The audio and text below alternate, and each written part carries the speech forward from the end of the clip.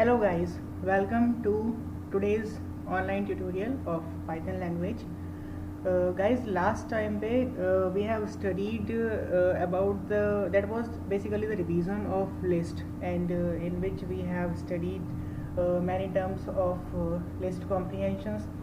ठीक है, तो लिस्ट कॉम्प्रिहेंशन क्या होता है इस पर हम डिस्कशन कर चुके हैं। और आज का जो हमारा टॉपिक है वो टॉपिक है हमारा introduction of data structure. Data structure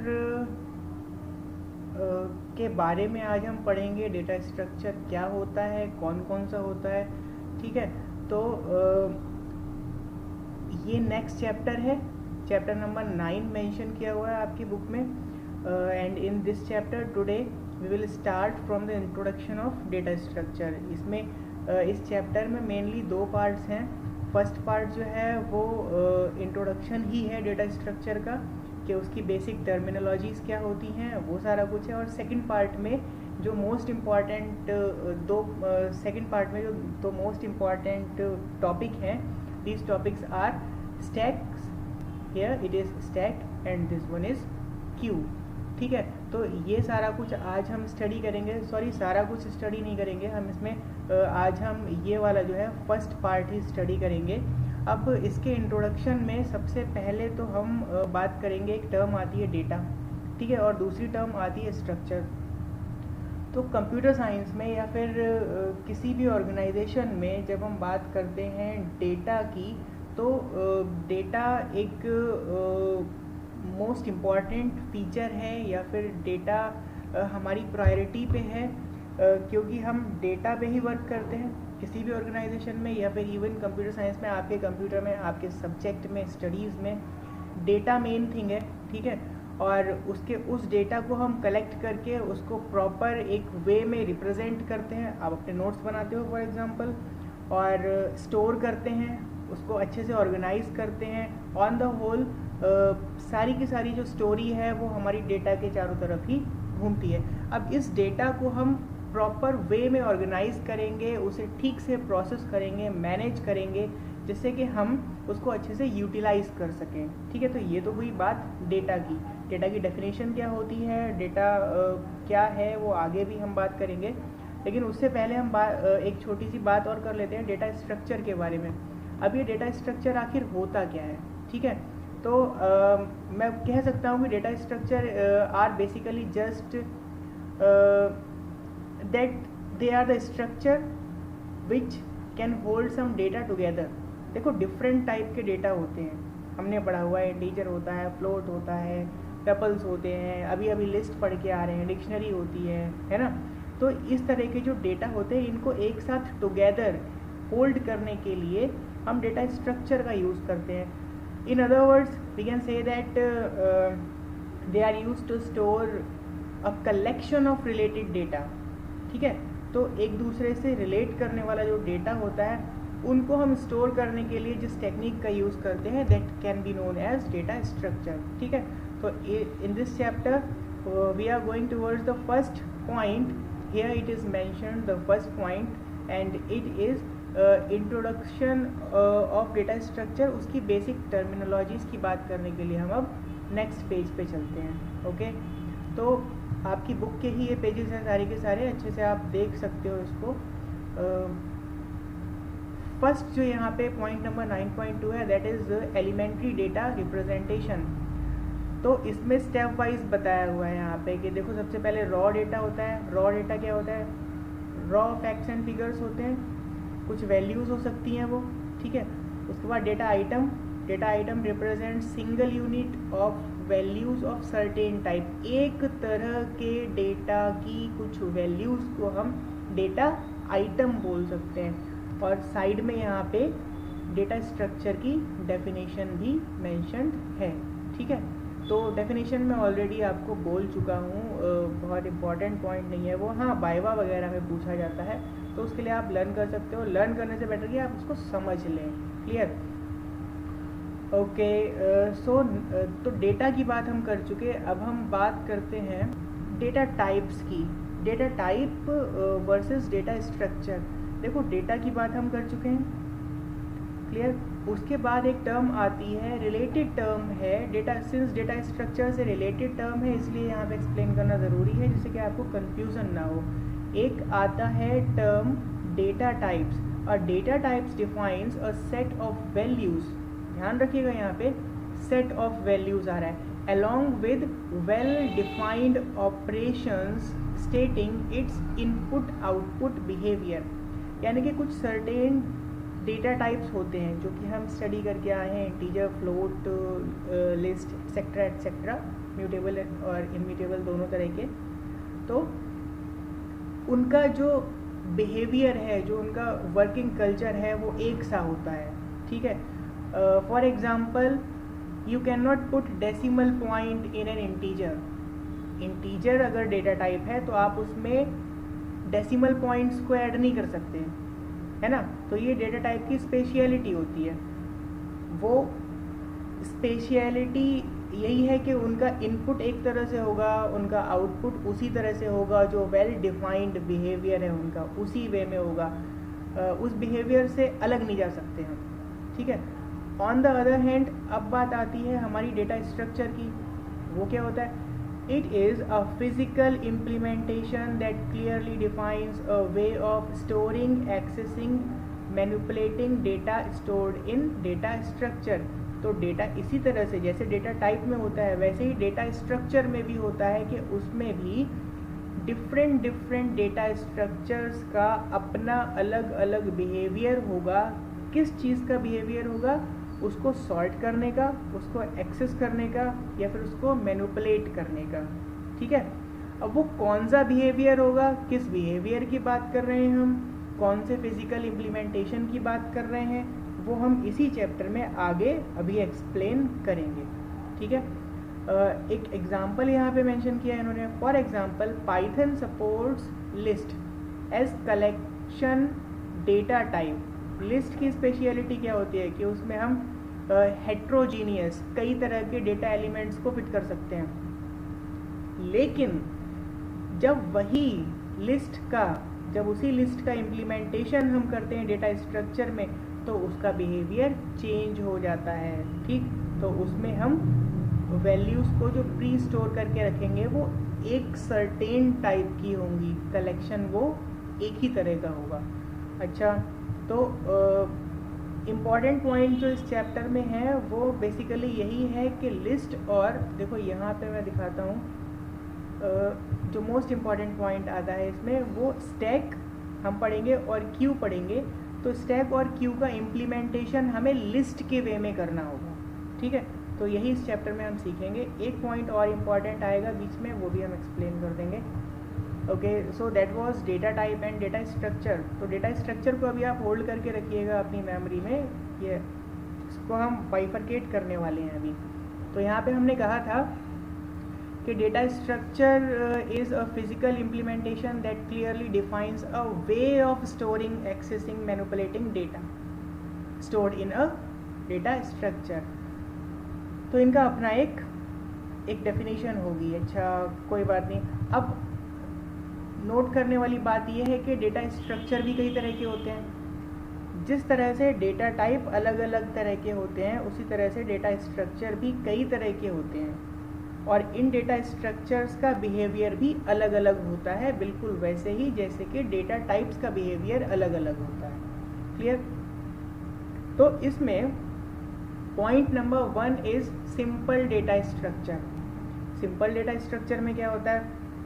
इसका बेस्ट एग्जांपल है या फिर यही है वन एंड ओनली एरे और लीनियर लिस्ट, ठीक है। तो एरे तो खैर आपको नहीं पढ़ाई, लेकिन लीनियर लिस्ट जो है ये अभी अभी स्टडी करके आए हैं हम। लीनियर लिस्ट को अभी आगे और भी एक्सप्लेन करने वाले हैं हम। तो सिंपल डेटा स्ट्रक्चर में आता है लीनियर लिस्ट। घबराने की ज़रूरत नहीं है, अभी ये सारा कुछ एक्सप्लेन होने वाला है, ठीक है। और सेकंड टाइप का जो डेटा स्ट्रक्चर होता है उसे हम बोलते हैं compound data structure. Simple data structure can be combined in various ways to form more complex structure called compound data structure। यानी कि ये जो पॉइंट नंबर 1 पे सिंपल डेटा स्ट्रक्चर है, तो कई तरह के सिंपल डेटा स्ट्रक्चर को कंबाइन करके हम कंपाउंड डेटा स्ट्रक्चर क्रिएट करते हैं। और कंपाउंड डेटा स्ट्रक्चर अपने आप में दो पार्ट्स में क्लासिफाई किया हुआ है। Number 1 is linear data structure, और लीनियर डेटा स्ट्रक्चर में ही आता है stack, Q and link list. ये 3 तरह के डेटा स्ट्रक्चर्स हैं, ठीक है। तो आई कैन मार्क हेयर कि डेटा स्ट्रक्चर में एक तो पॉइंट हमारा ये हो गया, this is a type of data structure. ये भी एक डेटा स्ट्रक्चर है एक तरह का, ये क्यू भी एक तरह का डेटा स्ट्रक्चर है, और ये लिंक लिस्ट भी एक तरह का डेटा स्ट्रक्चर है। अभी तक हमने जो पढ़ा है वो ये पार्ट पढ़ के आए हैं हम, लिस्ट, ठीक है। और अब क्या कर रहे हैं हम, अब हम बात करेंगे लिंक लिस्ट की आगे।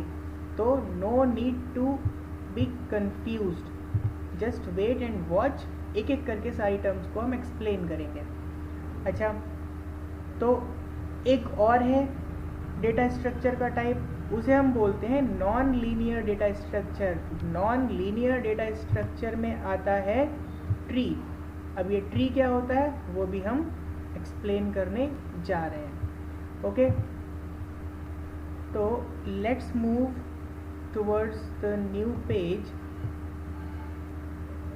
ये जो नोट देख रहे हो इस नोट को भी पढ़ लेते हैं। Python's built in linear data structures are list, tuple, dictionaries. तो लीनियर डेटा स्ट्रक्चर में यानी कि इस टर्म के अंतर्गत कौन कौन से आते हैं, इसके अंतर्गत आते हैं list, tuples and dictionaries and sets, ठीक है।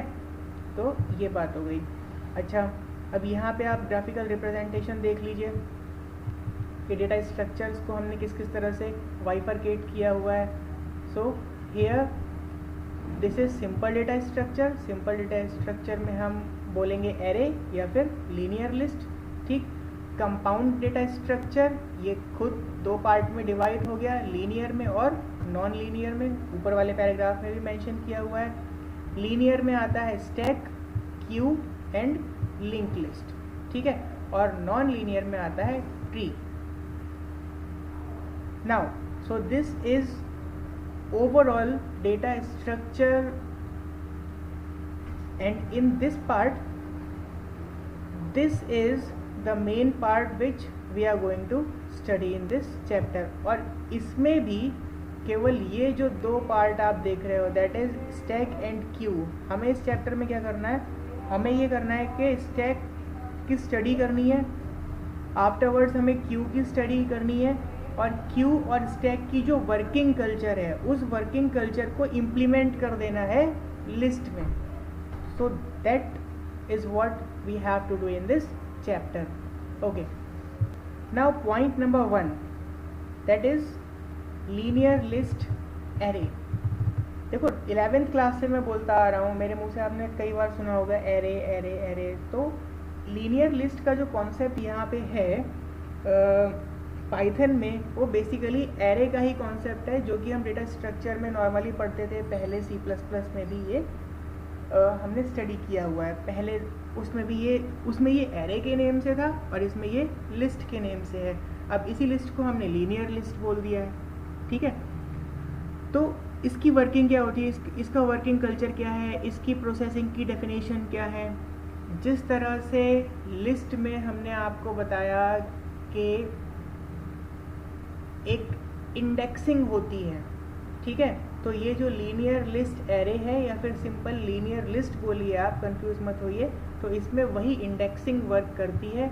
इसमें इस तरह से, सॉरी ये लाइन टेढ़ी मेढ़ी हो जाती है, अब टैब तो है नहीं मेरे पास, तो ऐसे ही माउस से काम चलाना पड़ता है। तो सपोज़ मैं ड्रॉ करने की कोशिश करता हूँ, ये जो है ये हमारी एक लिस्ट हो गई, और इस लिस्ट में फर्स्ट पार्ट ये हो गया, सेकंड ये हो गया, थर्ड ये हो गया, एंड ऑन सो ऑन, ठीक है। तो ये हमारी लिस्ट हो गई। अब इस लिस्ट में मैंने आपको बताया था कि ये इसकी इंडेक्स 0 होती है, इसकी 1 होती है, इसकी 2 होती है, एंड ऑन सो ऑन, ठीक है। तो ये लिस्ट होती है। तो लीनियर लिस्ट का वर्किंग कल्चर क्या है, इसकी डेफिनेशन क्या है कि किस तरह से इस पर हम वर्क कर सकते हैं। तो इसमें हम डायरेक्टली यहाँ पे जो भी एलिमेंट स्टोर है, यानी कि जिस भी एलिमेंट का यहाँ पे रेफरेंस स्टोर है, हम डायरेक्टली उसको एक्सेस कर लेते थे, है ना। कैसे कर लेते थे? इंडेक्स के बेस पे। सपोज कर लीजिए कि हमारी ये जो हमने लिस्ट ये बनाई है, इस लिस्ट का नेम है LIL, ठीक। तो इस लिस्ट में अगर हमें सेकंड नंबर के इंडेक्स पे जो भी वैल्यू है, यानी कि दिस वन, इसको एक्सेस करना होगा, तो हम कैसे लिखेंगे? हम सिंपली इस तरह से उसको मेंशन कर देते थे। ऑन द होल मैं कहना ये चाहता हूँ कि लीनियर लिस्ट में हम उसके एलिमेंट्स को कहीं से भी एक्सेस कर सकते हैं, ठीक है। तो ये वर्किंग कल्चर हो गया लीनियर लिस्ट का। अब ये जो लीनियर लिस्ट है हमारे पास सिलेबस में, वो कई तरह की होती है। इसको यहाँ पे इन्होंने एरे लिखा हुआ है, तो दिस एरे और this linear list can be 1 dimensional, 2 dimensional और मल्टी डायमेंशनल। अभी लास्ट जो हमने लिस्ट कॉम्प्रिहेंशन किया था उसमें 1 डायमेंशनल की स्टडी करके आए हैं हम, और 2 डायमेंशनल की भी स्टडी करके आए हैं, है ना।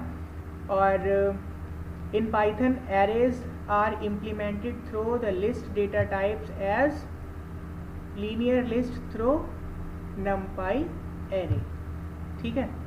अच्छा, इसके बाद हम चलते हैं, तो ये तो हुआ आपका एक्सप्लेनेशन इस वाले टॉपिक का, है ना, सिंपल डेटा स्ट्रक्चर, एरे और लीनियर लिस्ट। तो इसका एक्सप्लेनेशन ये रहा, यहाँ से आप समझ सकते हो कि क्या होता है ये।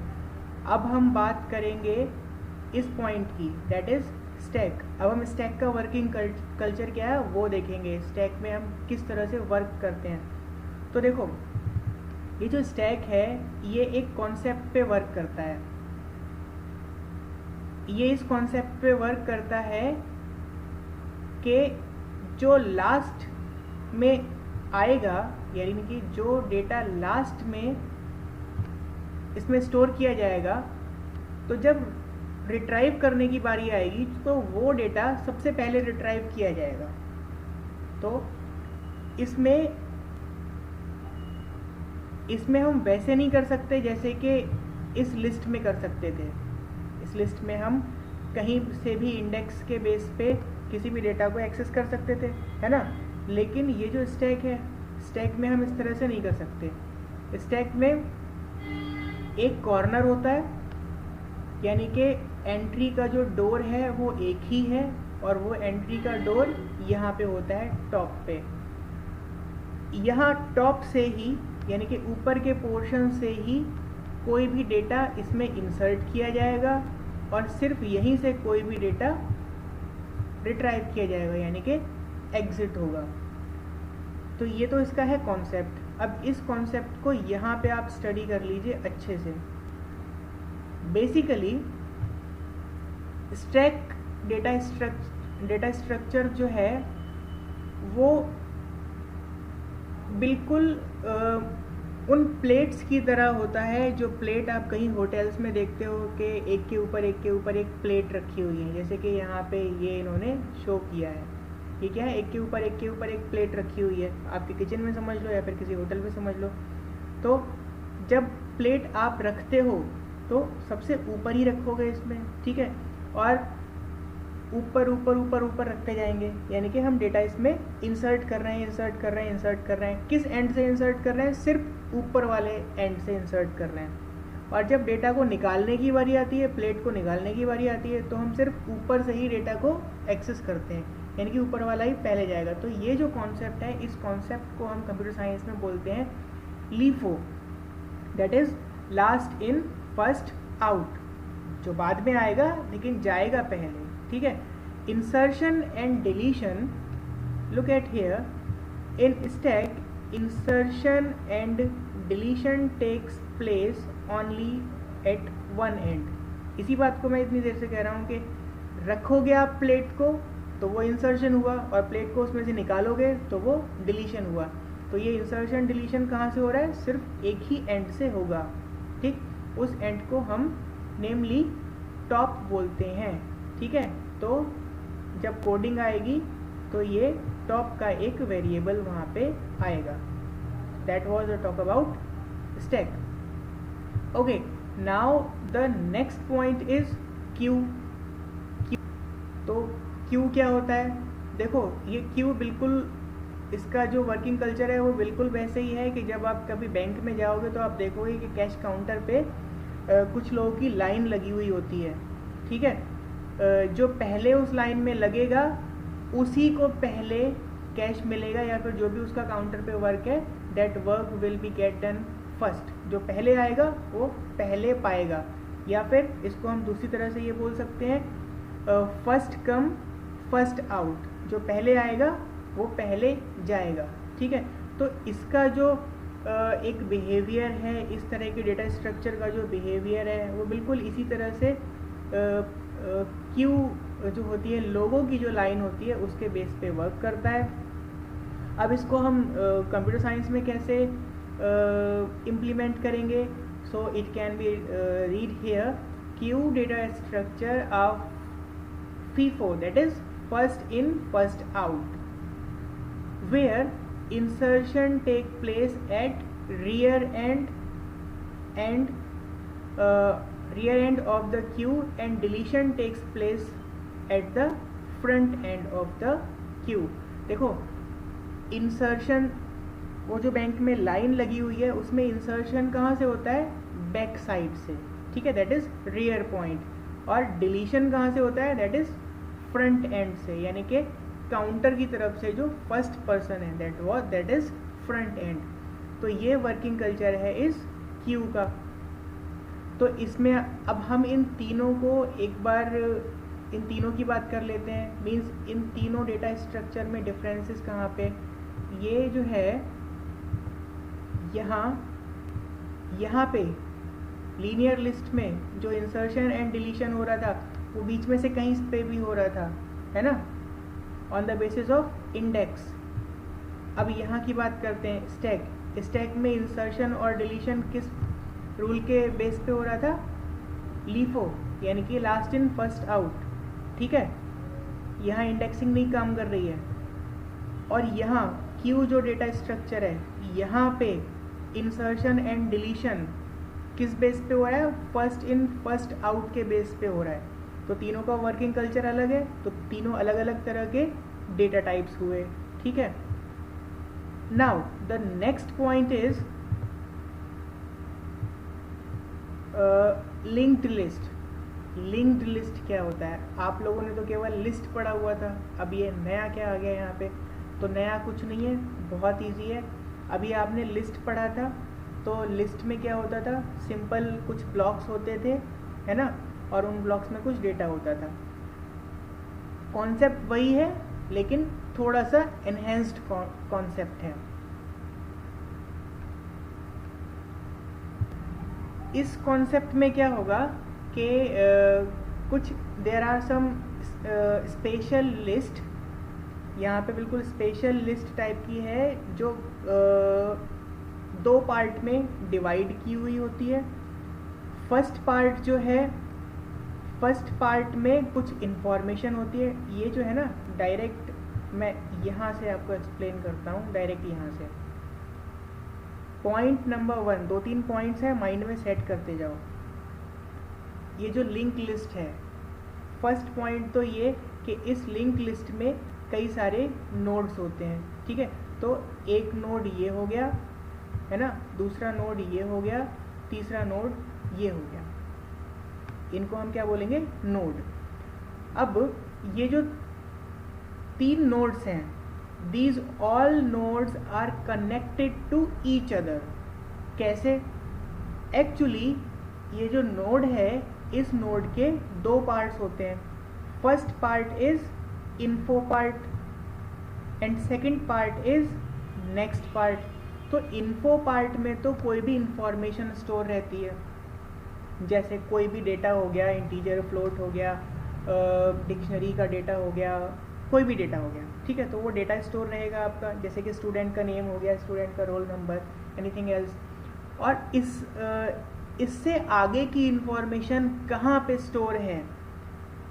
ये इंफॉर्मेशन यानी कि reference of the next node, reference of the next node is stored in the next part. ये जो पार्ट देख रहे हो ना, नेक्स्ट, ये रेफरेंस होल्ड करता है, यानी कि मेमोरी का एड्रेस ये होल्ड करता है कि भाई नेक्स्ट इंफॉर्मेशन नेक्स्ट नोड में है और उस नोड का एड्रेस ये रहा, ठीक है, तो यहाँ से हम रीडायरेक्ट हो जाएंगे इस वाले नोड पे। इन द सेम वे अब इसके बारे में सुन लीजिए, ये भी एक नोड है। ये नोड अगेन इसके भी दो पार्ट्स हैं, first information part, second next part. Info वाला पार्ट इंफॉर्मेशन को गैदर करता है और नेक्स्ट वाला पार्ट क्या है, रेफरेंस नंबर को होल्ड करता है, यानी कि मेमोरी एड्रेस होल्ड करता है अगले नोड का। ठीक है, अच्छा ये जो लिंक लिस्ट है, ये लिंक लिस्ट आपस में कनेक्टेड रहती है by using this next part. समझ रहे हो? अब लॉजिक वाली बात आती है यहाँ पे कि भाई ये लिंक लिस्ट खत्म कहाँ पे होगी, तो लास्ट वाले नोड में जब किसी भी नेक्स्ट नोड का एड्रेस नहीं होगा, that is when a node when there is no reference number in the next part, this part in the next part of any node, then here this linked list ends।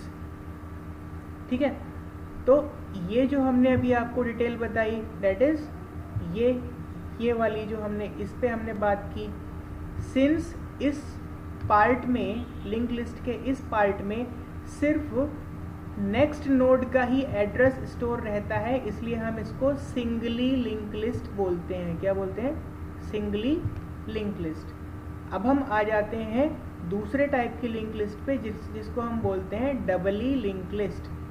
ठीक है, तो डबली link list में क्या होता है, डबली link list में इसी तरह से एक नोड होता है, उस नोड में नेक्स्ट वाला पार्ट भी होता है और ये इन्फो वाला पार्ट भी होता है। नेक्स्ट वाला जो पार्ट है वो नेक्स्ट नोड के रेफरेंस को होल्ड करता है, इन्फो वाला जो पार्ट है ये इंफॉर्मेशन को होल्ड करता है, और एक नया पार्ट होता है इसमें, that is known as previous. तो ये प्रीवियस जो है, ये प्रीवियस वाला पार्ट प्रीवियस नोड के एड्रेस को होल्ड करता है। ठीक है, अब जैसे यहाँ पे ये जो प्रीवियस वाला पार्ट है इस नोड का, ये एम्प्टी होगा, तो सिंस ये एम्प्टी है तो इसका मतलब है कि यहाँ से ये डबली लिंक लिस्ट स्टार्ट हो रही है। ठीक है, और इस वाले नोड की बात करते हैं। इस वाले नोड में ये जो नेक्स्ट नोड लिखा है, नेक्स्ट पार्ट जो है वो नेक्स्ट नोड का एड्रेस होल्ड करेगा, प्रीवियस जो है वो प्रीवियस नोड का एड्रेस होल्ड करेगा, इन्फो पार्ट इन्फो का होल्ड करेगा यहाँ पे। ठीक है, और लास्ट में क्या होगा, तो इस तरह से ये वर्क करता है। अब लास्ट वाला नोड, वही जो पॉइंट लास्ट में यहाँ पे एप्लीकेबल था, वही पॉइंट यहाँ पे भी एप्लीकेबल है कि लिंक लिस्ट, डबली लिंक लिस्ट का एंड वहाँ पे होता है जहाँ पे इसके किसी नोड में नेक्स्ट वाला जो ब्लॉक है वो एम्प्टी है, उसमें कोई रेफरेंस नहीं है, वो नल है। Clear? So this is about link list. ठीक है, अब हम नेक्स्ट की बात करेंगे, दैट इज ट्रीज। ट्रीज क्या है? Trees are also a type of data structure, लेकिन ये जो इसको हम बोलते हैं मल्टी लेवल डेटा स्ट्रक्चर, क्योंकि इसके कई सारे लेवल होते हैं। अभी एक्सप्लेन करते हैं इसको, तो पेज को स्क्रॉल कर लेते हैं थोड़ा सा। So this is tree. Tree तो वैसे भी आपको समझ में आ रहा होगा देखने से ही। Tree are multi level data structures having a hierarchical relationship. Hierarchical relationship होती है इसमें, हायरार्की तो समझते होंगे आप, among its element called nodes। देखो भाई, इसकी कहानी क्या है, ये जो आपको अरेंजमेंट दिख रहा है कंप्लीट, इस अरेंजमेंट को हम बोलेंगे ट्री।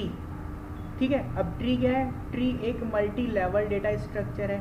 मल्टी लेवल क्यों? क्योंकि इसके कई सारे लेवल हैं। एक लेवल ये हो गया, एक लेवल ये हो गया, एक लेवल ये हो गया, एक लेवल ये हो गया। ठीक है, तो मल्टी लेवल स्ट्रक्चर हो गया इसका। अच्छा, इसमें कुछ और टर्म्स आती हैं, उन टर्म्स को भी समझते हैं। It is written here top most node is called the root. So this one, ये जो ए है, it is known as root. Clear? Of the tree, तो इस ट्री का ये रूट हो गया। And the bottom most nodes are called leaves, that is ये bottom most, these all are known as leaves, ठीक है, इसको लीव कहेंगे, दैट्स इट। तो इसमें सिर्फ इतना ही है ना। अब ये हमने जितने भी डेटा स्ट्रक्चर्स को स्टडी किया है, तो उन सारे डेटा स्ट्रक्चर्स में कुछ ऑपरेशंस होते हैं। So here we are going to talk about operations. कौन कौन से ऑपरेशंस होते हैं आप सबको पता है। जो ऑपरेशन लिस्ट में होते थे वो सारे ऑपरेशन यहाँ भी पॉसिबल हैं, है ना। इंसर्शन बताने की ज़रूरत नहीं है क्या होता है, डिलीशन बताने की ज़रूरत नहीं है। Searching, you all know searching क्या होती है। Searching involve searching for a specific data element, किसी भी एक तरह के डेटा एलिमेंट को सर्च करना, सर्चिंग। ट्रैवर्सल क्या होता है, तो इसमें ट्रैवर्सल भी होता है। Traversal means processing all the data element one by one, process करना उनको सिंपली। उसके बाद सॉर्टिंग, सॉर्टिंग क्या होता है, arranging data element of data structure in a specified order, specified order में उसको अरेंज करना, ठीक। और ये स्पेसिफाइड ऑर्डर कौन सा हो सकता है भाई, नॉर्मल सी बात है, असेंडिंग ऑर्डर हो सकता है या फिर डिसेंडिंग ऑर्डर हो सकता है ना। इसके बाद लास्ट में ये जो पॉइंट आता है दैट इज मर्जिंग। मर्जिंग क्या होता है, combining element of two similar data structure. ये ध्यान रखना, सिमिलर डेटा स्ट्रक्चर्स को ही कंबाइन करेंगे, ठीक है, to form a new data structure of same type is called merging. मैंने फोकस किया है सिमिलर डेटा टाइप्स ही होंगे और सेम टाइप का डेटा स्ट्रक्चर भी होगा, ठीक है। अच्छा, so that was all the basic terms which are related to data structure. Now it is written here, let's now talk to most used data structures, that is stack and queues। तो stack के बारे में अभी ऊपर के page पे हमने कुछ बोला था आपसे, that is here it was stack, है ना। तो हमने इसमें क्या बताया था, मैं रिकॉल करवा रहा हूँ क्योंकि अभी ये बातें सब दोबारा से सामने आने वाली हैं। इसमें मैंने कहा था last in first out technique को इसमें फॉलो करते हैं, यानी कि इसमें इंसर्शन और डिलीशन सिर्फ एक ही एंड से होता है, और वो एंड कौन सा होता है, वो एंड होता है टॉप मोस्ट, ठीक है। तो यहीं से इंसर्शन होगा, यहीं से डिलीशन होगा, ठीक है। अब हम चलते हैं नेक्स्ट पॉइंट पे चलते हैं। ये सारा हो चुका है हमारा। अब हम इन डिटेल स्टडी करेंगे कि स्टैक क्या होता है, ठीक है। तो देखो ये रहा stack, this point, keep this point in your mind, okay. अब बहुत इंपॉर्टेंट बात आने वाली है यहाँ पे। देखो मेनली दो ऑपरेशंस होते हैं स्टैक में, इंसर्ट करना और डिलीट करना, है ना। तो